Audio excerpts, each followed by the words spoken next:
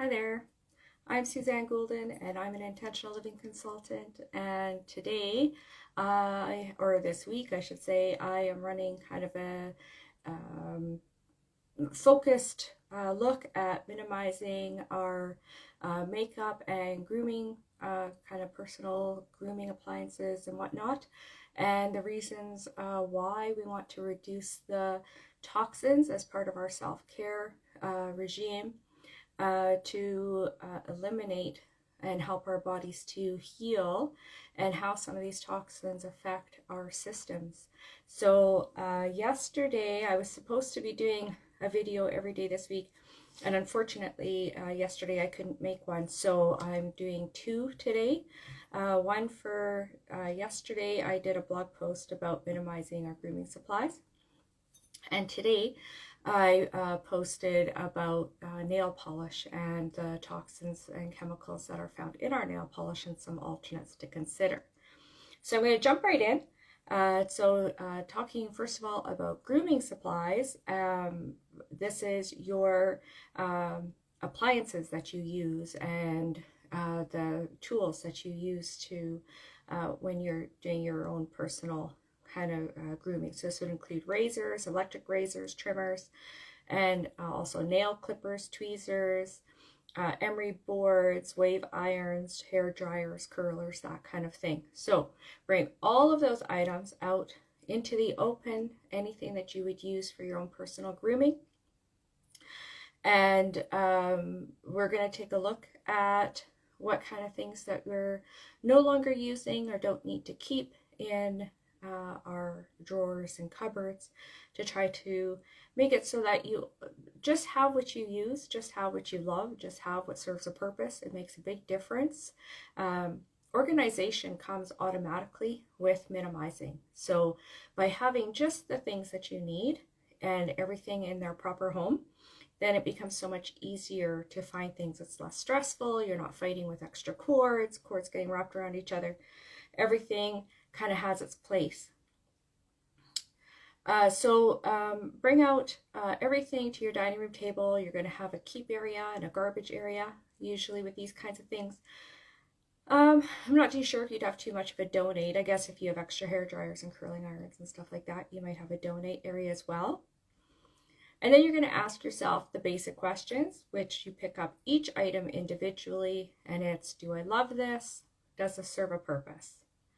And be really, really honest with yourself, because so many of these items serve a purpose. I mean, that's what they do. So you can say, yes, it serves a purpose. The idea here is to be rather ruthless with yourself and take a hardcore look at the purpose that it serves. And you could ask yourself, if I didn't have this item, what would I use instead? Because if you have more than one, or even if you have an item and you use it, doesn't necessarily mean that you need to keep it. If you have something else that serves the same purpose, or maybe serves dual purposes, and you could have one item instead of two or three, it makes a big difference. You can also look at questions for each item, like, when did I last use this item? How many of these do I realistically need? Is it broken? And even with your best intentions to fix something, if it's broken and if you haven't fixed it by now, you're not going to. So let it go. It's okay. Let it go. If you really, really need it, you can replace it. Or if you're really determined to fix it, then fix it today. And if it's not fixed today, let it go.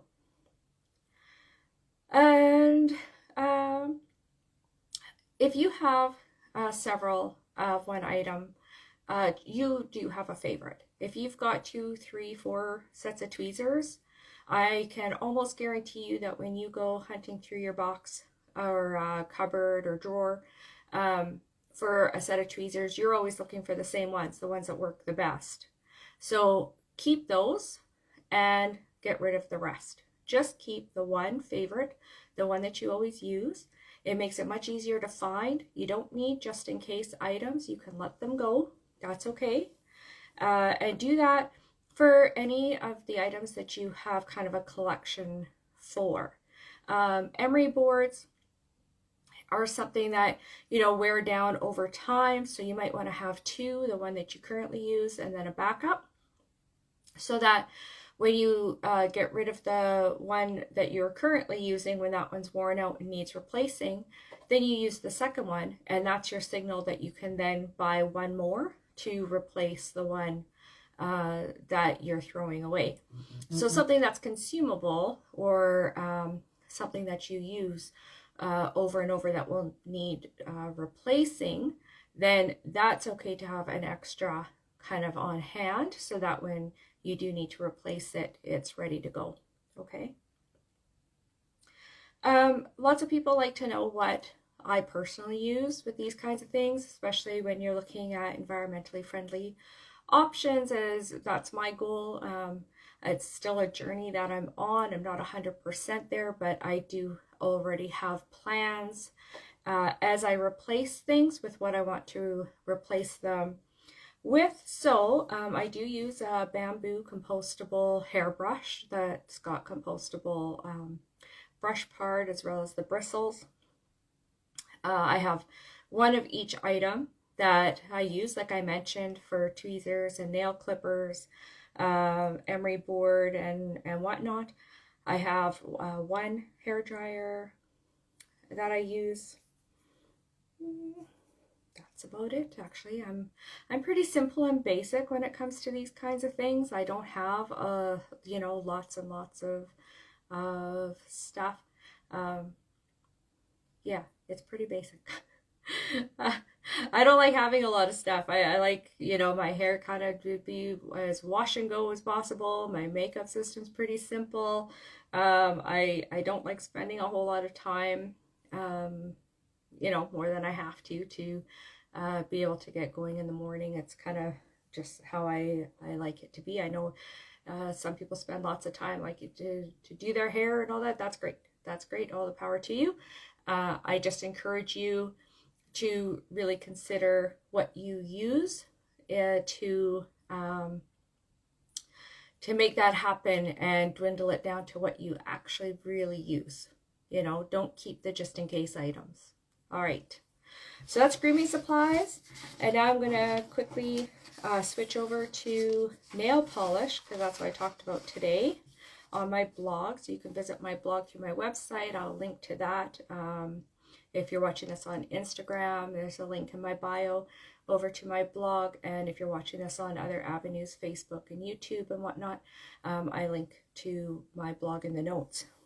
So nail polish. So I used to, for a long time, do nail art on my own nails. I use nail polish. I did it myself. I got pretty good at the ambidextrousness of it, of being able to, I'm left-handed, so being able to use my right hand to paint my left hand and actually have it look decent and good. And it was something I probably spent an hour. I probably changed it every week, and I would spend about an hour doing my nails every week. It was kind of a self-care exercise. It was something, you know, I really enjoyed looking for patterns to try and pictures to try, and going and picking out the colors and the brand of nail polish that I like to use and all that. I'm telling you this because, you know, I used to be one of those people who painted my nails and really took a lot of pride in it. Lots of people used to compliment the work that I did, and I really appreciated, you know, that, and it was kind of fun. And then I started, you know, learning about toxins and what they do in our bodies, and the toxins in our environments and our homes. And I made a decision that I wanted to be as toxin free as possible. So that meant giving up some of the activities and routines that I really enjoyed, which of course one of them being painting my nails. Now, I accepted this as a positive in my life and not a negative, because I think and believe that getting the toxins out of our environment is probably one of the bigger and more beneficial self-care commitments that we can make to ourselves. So I would encourage you to think about that. I'm going to go into a little bit of the chemicals that we deal with in nail polish. But I'm also not going to assume that you're ready to give up your nail polish routine either. We're all each to our own. And I'm just sharing with you my journey as I move towards reducing toxins and being more environmentally friendly. It's one of my goals is to reduce my, footprint on the earth and to do what I can. I might not do it perfectly, but it's something I'm always working towards. It's something I can feel good about. So, but regardless of where you are with your decisions regarding nail polish, that is entirely up to you.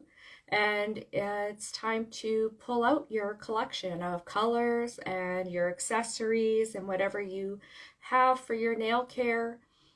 Pull everything out where you can see it. If it fits on your bathroom counter, great. If you need to bring it to your dining room table because you need more room, make sure you have everything to do with your nail care out where you can see it.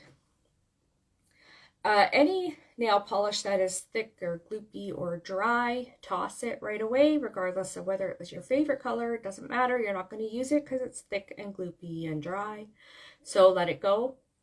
For colors that you don't like, don't use, thought you might like, tried it, didn't care for it, just sits there, toss it, right?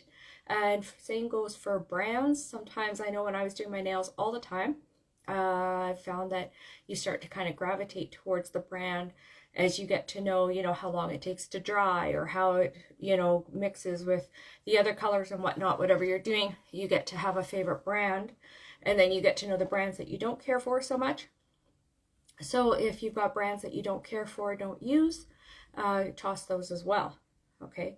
Only keep your favorites that are in good condition and that you use. That's really, really important.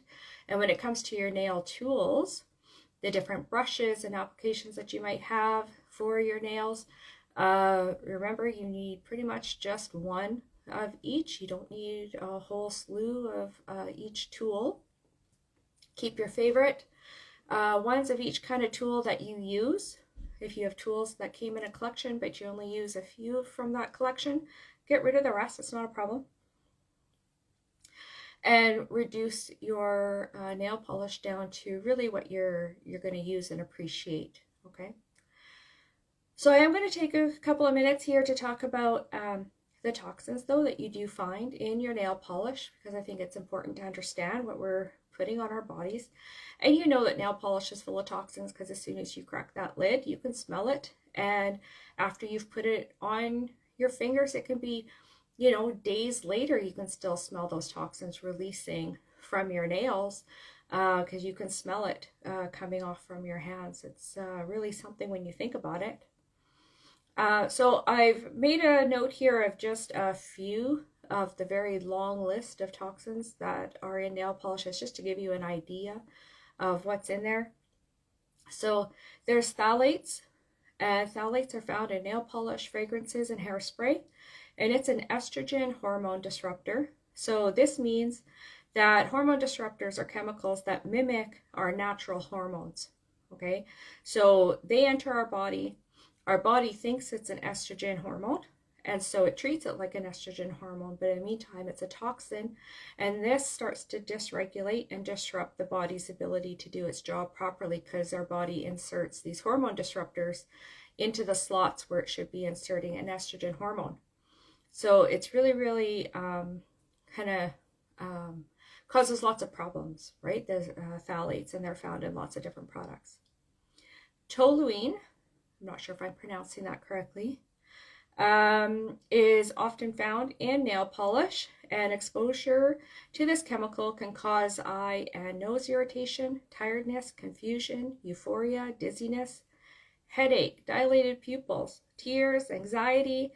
The list goes on and on and on from what this chemical can cause in the way of body damage.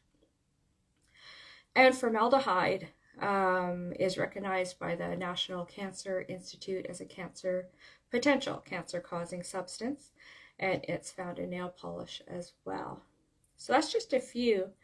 Keep in mind that companies will will advertise, that these chemicals are in such minute amounts that they're safe to use, they're safe to use on your body and whatnot because the chemical amounts are very low. Nobody has ever done a study on all these chemicals combined. I mean, the chemicals that you think we're exposed to in our environment outside of our home, what's in the ground, what's in the air, what's in the water, what's in the food we eat, right? And then, we go into our shampoos and whatnot. I'll be talking about that tomorrow. And our nail polishes and our makeup and what we use on our personal bodies that have chemicals in them. And then we look at our household cleaners, right? And our dishwasher tabs and our laundry detergents and all these things that end up touching our bodies and we breathe in. And when you think about all the chemical exposure, nobody has done a study on this minute amount and this minute amount and this minute amount and on and on and on adds up to a great amount of chemicals. So what is actually happening in our body when it's the combination of all these chemicals combined?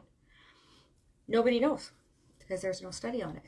So I think that it's smart to consider the chemicals that you bring into your environment, and that it is a self-care move to reduce those chemicals as much as possible where you have control, because we don't have control about what's in our air, what's in our soil, or what's in our water supply. We don't have total control over these things. So if there's a place that we can reduce our chemicals and we have control over that, then I think that's really, really important and does our bodies and our minds a huge, huge favor. So I would consider, or ask you to consider, not using nail polish or reducing nail polish to be used at special occasions. There are some natural nail polishes or reduced chemical nail polishes on the market. You might want to test those out. I chose not to do that. I just decided to go no nail polish at all. So I have not tried them, but I do know that they are on the market. I'm not too sure how they work. What is it? I haven't tried them, so I can't recommend them, but it might be something that you want to try to see if it's a product that you like. If you want to reduce the toxins in your body, you like that idea, but you still want to, paint your nails. So that's kind of my bit on nail polish and grooming appliances today. And tomorrow I'll be back. I think I'm talking about body wash and shampoos and stuff like that tomorrow. So I will see you then. And I hope you have a great day. Bye.